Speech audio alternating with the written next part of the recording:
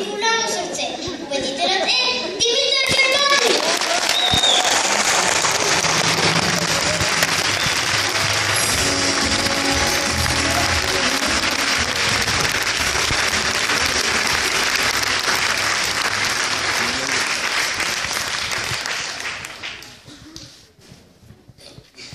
Приятна изненада. Не очаквах, знам кой е виновника. Ще се разправяме после след церемонията. Както ви казах, днес не е за мен, днес е за всички деца, които са тук, тяхните родители, които са с тях, което е ясен знак, че ги подкрепяте и обичате. От нещата, които децата казаха, всеки благодари на семейството си, което само може да ме кара да бъда горд, тъй като това означава, че те усещат подкрепата ви и са благодарни за това, което правите за тях. Аз също съм усещал такава подкрепа, стигнах до където стигна благодарение на обичта и подкрепата на всички мои близки хора. Затова не се съмнявам, че всички вие ще успеете в това, което сте тръгнали да правите. Радвам се още един път, че бяхме всички заедно. Настъпва края на нашата 5-годишна церемония, 5-годишни юбилей.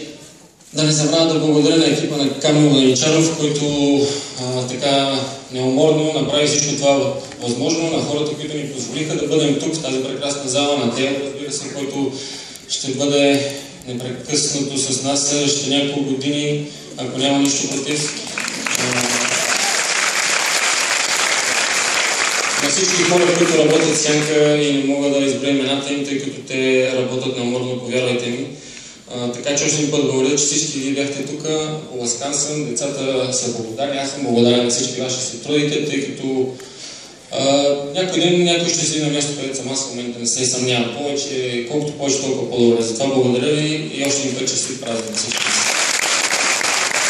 Благодаря, колкото искаме да продължим да раздаваме награди, настъпи момента да закрием церемонията. Очакваме ви отново месец, за да споделите успехите си през 2013. Поздравления за всички наградени и не забравяйте, че всеки един от вас с поканите също е победител.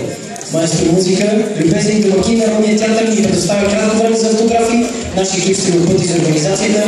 Може да се съобразите с нея. Успех на всички! Благодаря, че бяхме заедно. Супер!